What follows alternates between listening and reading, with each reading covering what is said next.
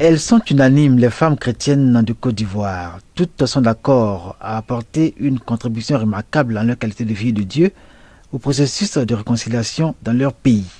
La question au centre des débats lors d'une table ronde durant le séminaire international Femmes de Cotonou a défini les modalités de cette contribution.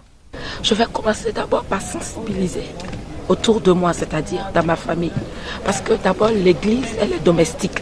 Et à la lumière de la parole de Dieu, leur parler de ce Dieu qui est amour, qui pardonne à tous sans rien attendre en retour. Si la femme, elle veut, elle peut. Parce qu'on sait qu'en la femme, il y a beaucoup de possibilités. Donc, je les exhorte à sortir de leur, de leur trou, voilà, pour pouvoir porter ce message de réconciliation. Et je crois que si la femme porte ce message de réconciliation, ça portera encore plus. Le rôle et la place dans le processus de réconciliation nationale de la femme chrétienne est une préoccupation de la communauté mère du divin amour, au regard de la parole de Dieu telle qu'enseignée dans les évangiles. Nourrie de cette parole, la femme a le pouvoir de changer la société et d'œuvrer pour l'édification d'un monde de paix.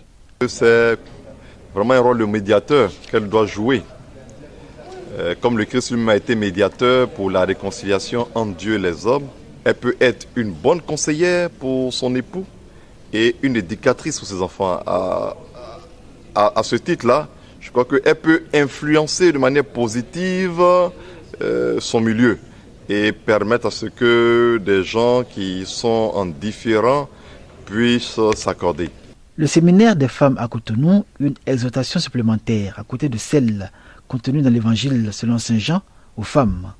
Femmes, l'heure est venue et c'est maintenant, comme pour dire à cette femme, sa contribution à une Côte d'Ivoire réconciliée de paix, c'est maintenant.